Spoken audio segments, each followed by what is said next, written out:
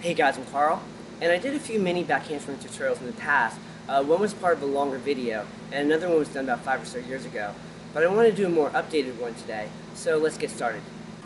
First, we're going to start off with the first part of a back handspring, which is a jump back drill onto a big resi mat like this. You're going to start about a foot or so up, and you can choose whether you want to start with your arms here or your arms here. And you're going to sit at about a 90-degree angle, jump and land on your back, and land in a little bit of a nice tight arch.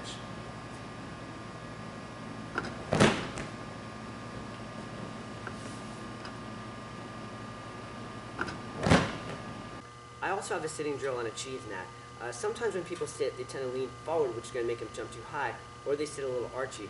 So for this drill, you want to start about a step up, arms here or arms here, and when you bring your arms down, you want to sit, trying to keep your back nice and straight, and also your stomach nice and tight.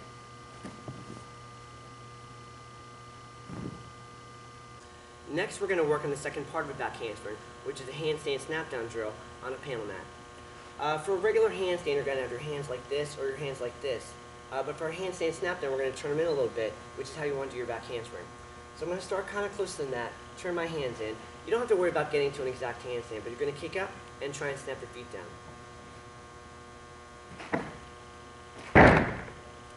And when you get better, you can go a little more aggressive and try and snap your feet down more in front of you and rebound back.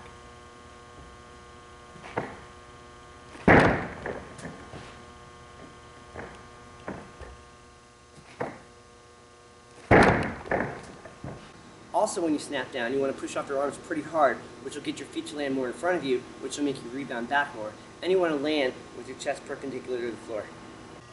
A back handspring is a skill that can benefit from being spotted through it, because in the beginning it can be scary jumping backwards to your hands.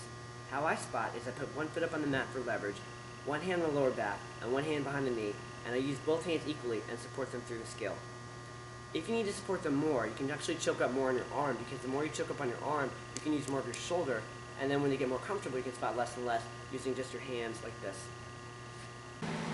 And if you have access to a barrel, it's another way you can work a back handspring.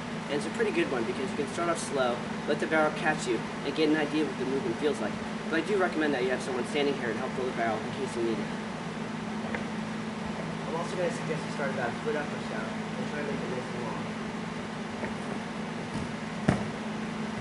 And when you're ready to take your back handspring to Tramp, you want to think about putting those two drills together, where you want to sit and jump nice and long, and once you land on your hands, you want to try and snap your feet down.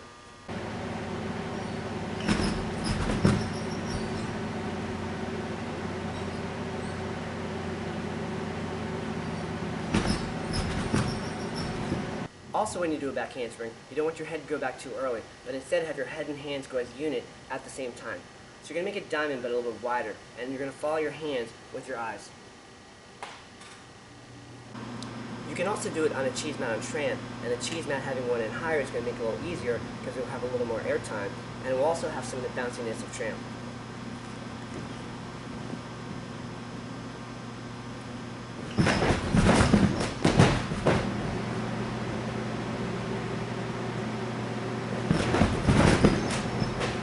And when you're ready, you can take it to a cheese mat on the floor.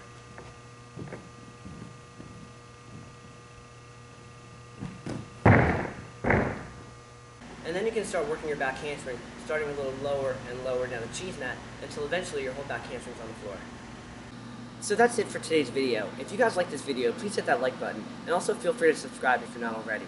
And if you guys have any video requests that you'd like to see me do, please leave them in the comment section down below, and I'll see you guys in the next video.